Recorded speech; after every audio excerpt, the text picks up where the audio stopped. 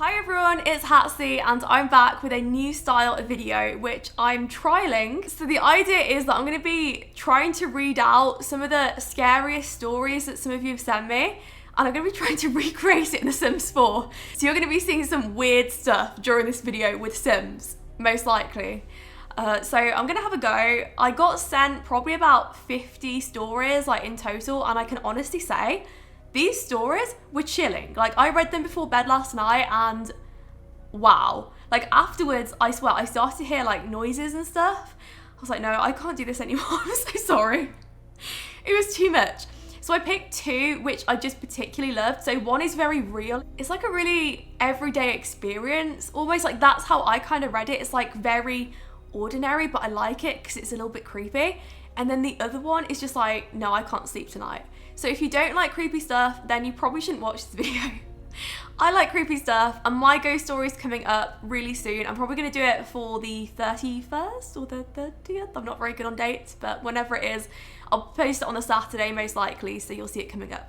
Okay, here goes. So the first one is from Rin, and it says, your local normal girl with a really weird paranormal experiences. Yeah, that's literally me though. Every day. So it starts with, when I was younger, I had this imaginary friend after moving into the basement of a house we used to share with another family. His name is Buka. He claimed to be a war veteran and that he hung himself on the hook in my closet after his wife cheated on him.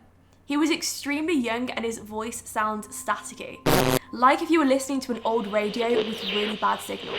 I had no proof that what he said was even the truth because he never answered any more questions. And any digging I've done, it just comes up with nothing. So I don't really believe what he even said. After my parents and I moved into our own house, I never saw him again. But you know that voice in your head that you hear when you read something or you quietly think to yourself? That voice became the static of Buka for me. Oh my God, no, this is mad. I'm so sorry, Rin. That is so unfortunate. If you need a moment, I completely understand, but wow, that's mad. Yeah, because it's weird, isn't it? Because when I read something out, to be fair, what kind of voice do I hear when I think I hear my voice, when I read stuff. I think it's just me. Let me know in the comments if you have anything like that. That is creepy. Okay, so the second one is another story from Rin. I loved Rin's stories, so I'm actually gonna read two out just because she has little sections and I love that. The stage in my high school is haunted. I've heard stories of the usual things going missing, random lights turning off and technology just not working. But my guts tell me that whatever was haunting the stage/backstage area wasn't friendly, and I wanted nothing to do with it, thus driving me away from joining drama class. Senior year of high school, I was forced to join stage crew by my teacher and friend, and honestly, I really enjoyed it. I wish that I'd joined stage crew sooner, but I still hated being backstage alone. Of course, when I'm the one painting a lot of the sets, I would sometimes be alone there by myself. Nothing horrible ever happened, but I just had paintbrushes just straight up disappear. My hoodie also disappeared. I got locked in the tool room where the tools and paint were stored. I couldn't open the door until I texted my teacher to come and open the door for me.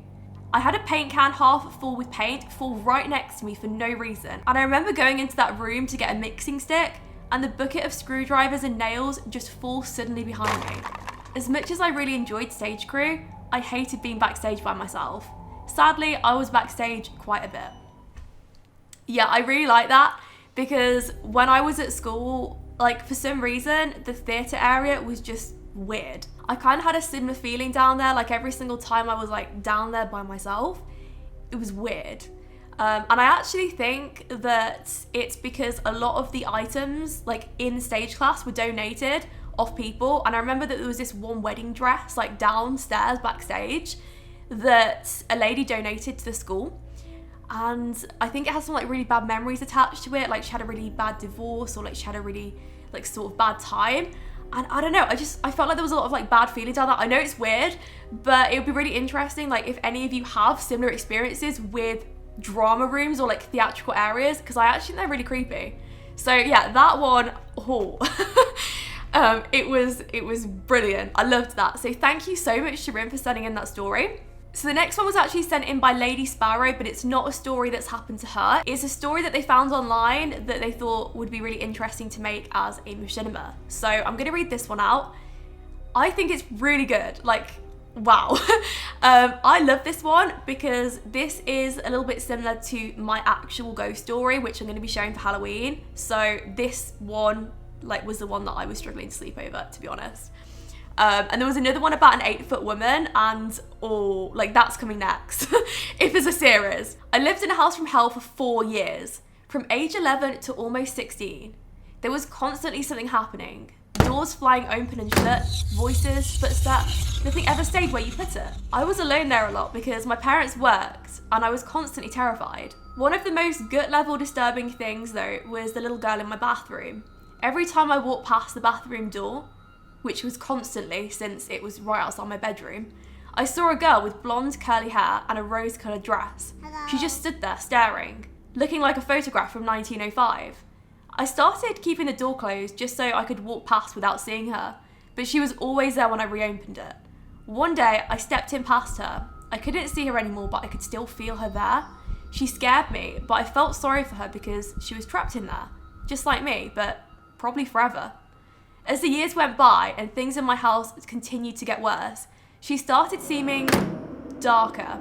I started feeling like she wasn't really a little girl. I knew that there was something ugly in the house and I felt like it was presenting this sympathetic image to me. Then I started thinking I was completely losing my mind. One day when I was 14, I had a friend from out of town come and stay with me for a week. I hadn't told her whatsoever about the house because I didn't think that she would come if I did. Right after we got there, we were sitting in my room and she left to go to the bathroom. About a minute later, she walked back in with a puzzled look on her face and said, "So, there's this little girl in your bathroom? Yeah, she hangs out in there. Blonde hair, curls, pink dress, yeah. You know that's not really a little girl, don't you?" I almost threw up. I was so relieved and terrified and excited and ready to run out the house screaming. She wouldn't use my bathroom for the rest of the week and I started using it as little as possible. I distanced myself from it as mentally as I could. Then when I was 18, I took another friend on a road trip to pick up a few things that I'd left at the house. My parents hadn't managed to sell it, and they wouldn't for more than 5 more years. The minute we got onto the property, my friend seemed to feel really uncomfortable. He went completely white. I could tell that something was wrong, but he insisted he was okay, so we got to work. After a while, he asked to use the bathroom and I directed him to mine. Not 20 seconds after he left, he came running back and gasping for breath and slammed the bedroom door behind him. He started babbling about a little blonde girl who isn't really a little girl. All of a sudden, he went dead still, looked at me in the eye and very solemnly said, "She's not happy with you. You left and you weren't supposed to." We threw whatever we could grab in 2 trips in my car after I walked into another bathroom and waited outside the door and got the hell out of there at top speed.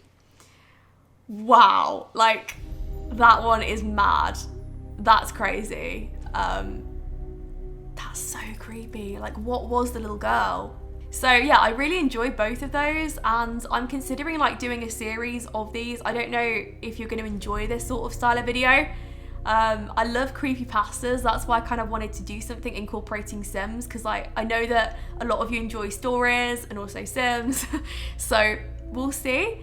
If you do like it, let me know in the comments below. And if you want to have your own ghost stories made into Machinimas, then drop me an email and I will try my best to incorporate it on the channel. So thank you so much for watching and I'll speak to you on the next one.